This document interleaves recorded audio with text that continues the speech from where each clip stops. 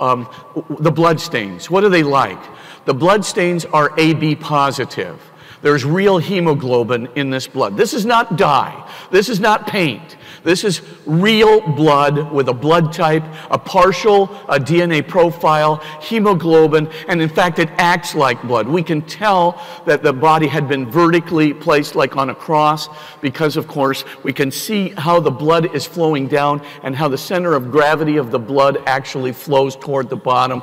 It's very, very clear that the person was vertically elevated. It's very clear he had AB positive blood type. Interesting too, by the way, is that in all the recent scientifically validated Eucharistic miracles, guess what the blood type is? Even for the Eucharistic miracle that Pope Francis oversaw in Buenos Aires in 1998. AB positive, exactly. So, of course, very interesting. And, of course, what does this say about what happened to the man? The man was severely beaten.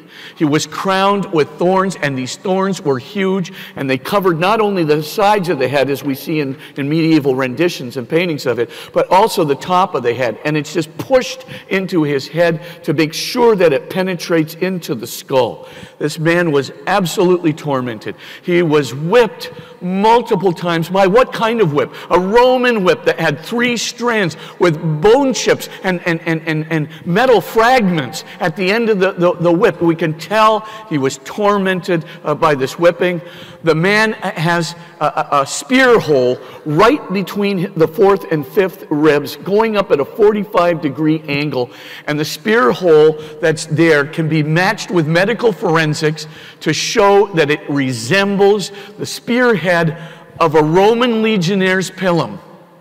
A Roman legionnaire's pilum, used by the spear used by the Roman legionnaires in the 1st century. And of course, it goes right up between the 4th and the 5th ribs at a 45-degree angle, goes right into the pericardial sac, which has, a transparent fluid in it, and then goes right up into the heart, bleeding out this transparent fluid, which John thinks is water, and of course, blood from the heart.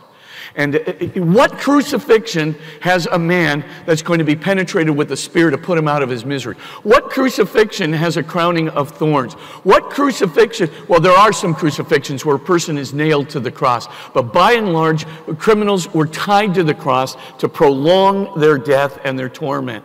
In the case of Jesus or other criminals, they wanted to nail him, so they put the nails right through the man's wrist instead of through the middle of the hand, right? Because the middle of the hand, the flesh would have torn through. They put it right through his wrist and right through the ankle bones so that he'll be attached to the cross.